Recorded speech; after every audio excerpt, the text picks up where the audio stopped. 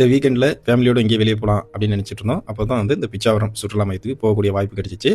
வழி நெடுக கடல் பகுதிங்கிறதுனால மீனவர்களுடைய அந்த கிராமத்தை பார்க்கக்கூடிய வாய்ப்பு கிடைச்சிச்சு. மீனவர்களின் படகுலாம் வந்து அந்த கடற்கரை ஓரத்தில் வந்து நிப்பாட்டி வச்சுருந்தாங்க.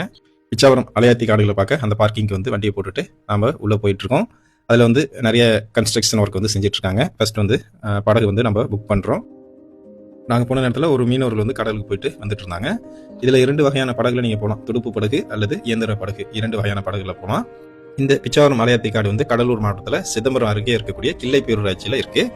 இந்த பிச்சாவரம் சதுப்பு நிலக்காடு வந்து உலகத்திலேயே 2வது பெரிய சதுப்பு நிலக்காடு அப்படின்னு சொல்றாங்க. இது மொத்தம் வந்து 2800 ஏக்கர்ல அமைஞ்சிருக்கு. வெள்ளாறு மற்றும் கொள்ளிடம் ஆறுகளின் தன்மை வந்து இங்கே தான் வந்து கடல்ல வந்து கலக்குது.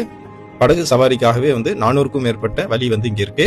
மற்ற இடங்களை போல படகு சவாரிக்குன்னு போட்டு நம்ம கையில இங்க வந்து கொடுக்க மாட்டாங்க. ஏன்னா நம்ம ஒரு வழியில போயிட்டோம்னா திரும்பி வரதுக்கு நமக்கு வந்து வழி தெரியாது அப்படிங்கறதுனால படகு சவாரிக்கு வந்து அந்த படகு இயக்குபவரே வந்து நம்மளோட கூட வருவாங்க.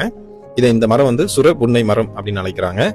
இந்த பகுதியில 177 வகையான பறவைகள் வந்து இங்க வந்து வலசைக்கு வருவதாக சொல்றாங்க. செப்டம்பர் முதல் ஏப்ரல் மாசம் வரையும் இங்க அந்த பறவைகள் எல்லாம் வந்து வரும்.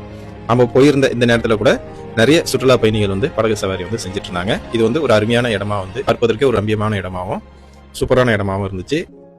ஒரு நாள் சுற்றுலா போகணும் அப்படின்னா இந்த பிச்சாவரம் அலையாத்தி காடுகளுக்கு நம்ம போயிட்டு வரலாம். இந்த அலையாத்து காடுகள் இருக்கிறனால இந்த பகுதியில் பெரிய அளவில் சுனாமி ஏற்பட்ட போது பெரிய பாதிப்பு எதுவும் ஏற்படலை அப்படின்னு சொல்லிட்டு அந்த படகு இயக்குனர் வந்து சொல்லிட்டு இருந்தாரு.